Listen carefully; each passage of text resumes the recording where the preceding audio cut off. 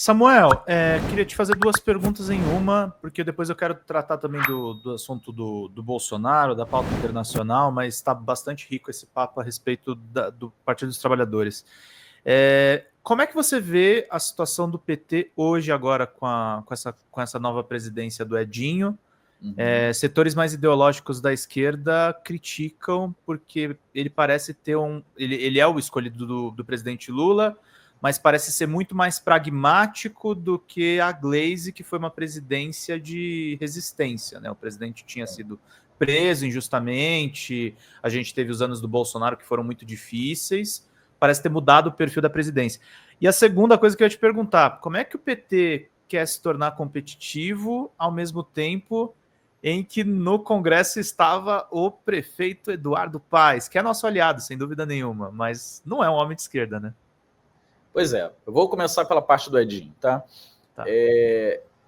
Até maio desse ano, a profusão, né, de pré-candidaturas a presidente nacional era maior. Quem acompanhou o noticiário sabe que você tinha outros candidatos postulando, terminou sem uma coesão também entre alguns candidatos no campo da esquerda.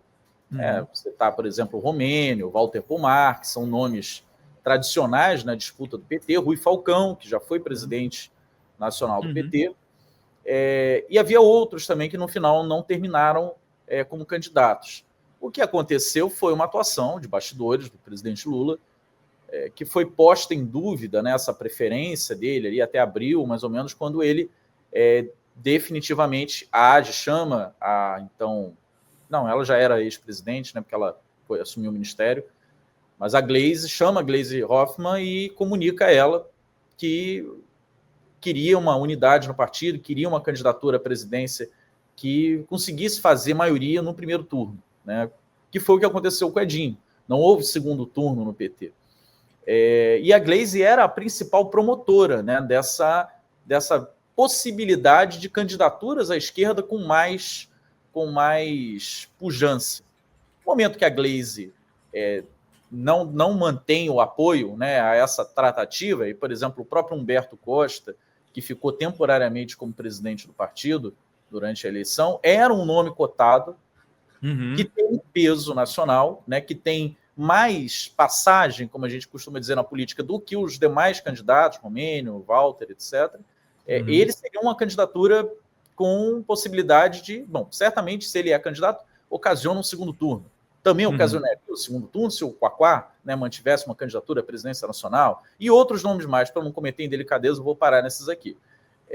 Não houve isso porque o Lula colocou como estratégia dele para o partido de que a eleição se definisse no primeiro turno. O que eu digo que havia uma certeza ali já de que, uma vez eles não sendo candidato, acabava no primeiro turno, mesmo tendo as outras candidaturas. Porque a CNB, que é a corrente, antigo campo majoritário, né, é uma corrente que, enfim, você tem como prever que ela fará de 50% a 55% da eleição.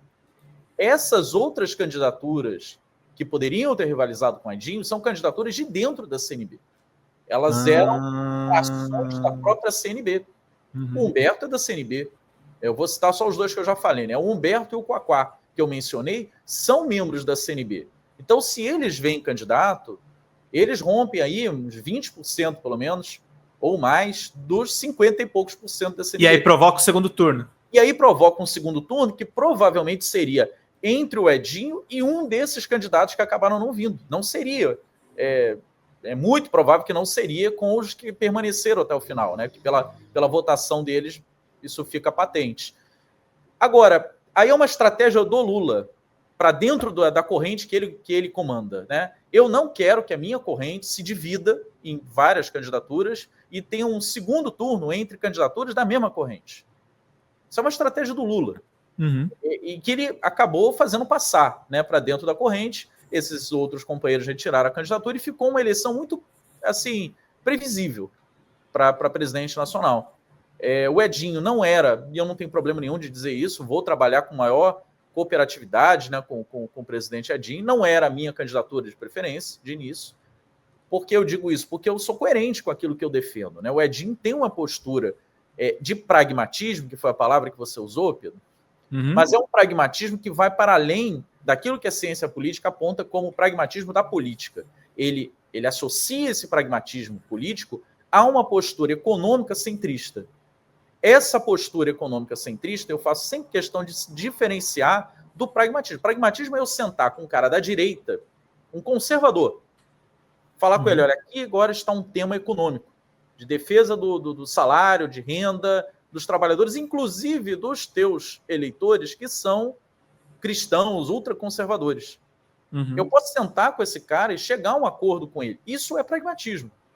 Agora, centrismo é quando você prefere procurar um cara de um partido liberal, vender direitos, né, trabalhistas em troca do cara fazer uma fala mais bonitinha, ter uma postura visível, em tese, progressista, né? Então, eu faço essa separação. Pragmatismo é importante na política.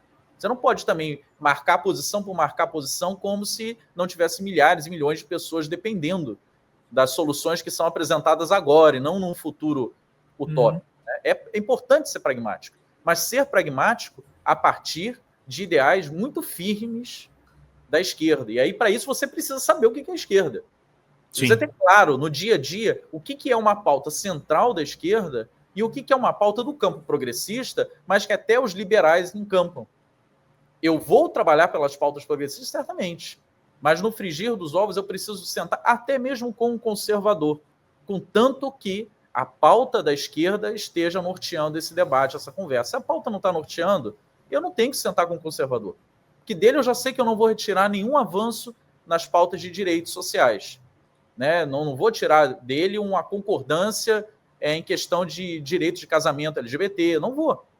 A única coisa que eu posso tentar extrair dele, porque a maioria da população brasileira é pobre, a maioria da população brasileira é trabalhadora, eu posso apontar dentro da tua base, pode não ter um LGBT, mas dentro da tua base tem a maioria esmagadora de trabalhadores.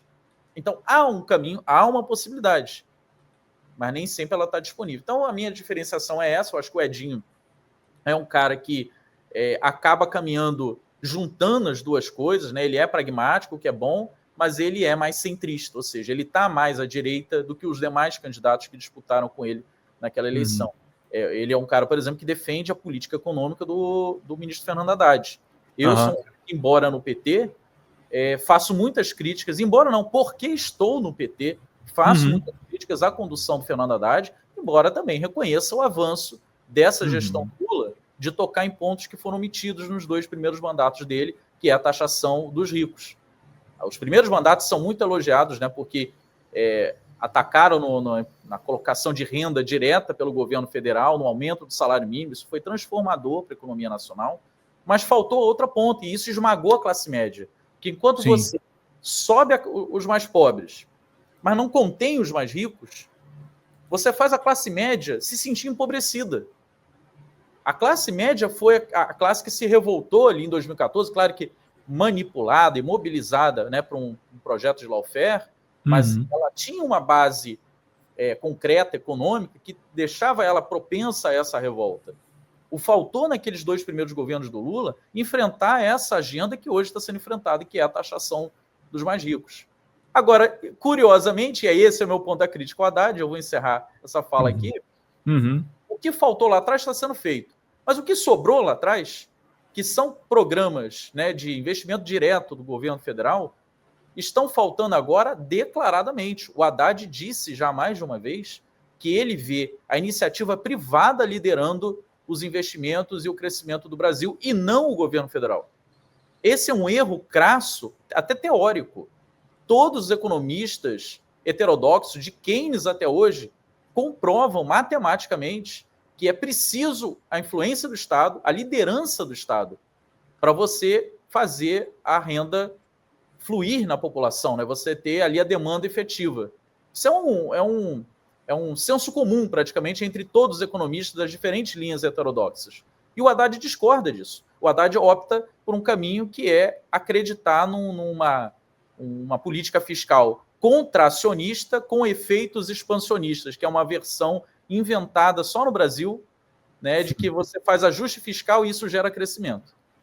Não gera. Gera esse voo de galinha, né, que você paga o preço de levar pancada da Faria Lima e, ao mesmo tempo, você não entrega para a população um crescimento vertiginoso que gere um apoio popular. Fala pessoal da Folha Democrata, aqui é Pedro Zambarda, editor do canal, falar um pouquinho a respeito da necessidade de vocês financiarem a Folha Democrata, gente. A Folha Democrata é financiada através de um Pix chamado Folha Democrata, é o endereço do Pix, né? folhademocrata@gmail.com. Nós precisamos do nosso jornalismo financiado por vocês que são do nosso público, porque nós passamos vários perrengues aqui com o YouTube, vocês sabem muito bem. E mesmo assim, graças a essa comunidade muito unida, a gente conseguiu fazer lives históricas, acompanhar praticamente ao vivo a campanha do Guilherme Boulos, trazer informações exclusivas a respeito de Gustavo Gayer, de Olavo de Carvalho, de todos os bolsonaristas, combater as fake news e tudo o que a gente acompanha. Por R$80 no nosso Pix, você ganha um curso de roteiro para série, o que é muito importante se você é artista, roteirista, se você lida com essas práticas da economia criativa. Outra forma de você colaborar também é se tornando membro aqui do nosso canal. Isso é muito importante para você fazer as suas atividades por aqui, porque você tem acesso a vídeos exclusivos e nós temos um curso de jornalismo básico para você poder acompanhar a partir de R$5, que é ministrado por mim. A gente tem aí quase uma dezena de aulas e muito conteúdo para você poder acompanhar. Meus caros, minhas caras, financiem o jornalismo independente, financiem o jornalismo que se posiciona à esquerda, financiem o jornalismo na internet, que traz informações confiáveis, checadas, que cruza informações e que trata você, que é o nosso público, de uma maneira muito séria. Vida longa e próspera, gente. Cuidem dos seus. Até mais. Tchau, tchau.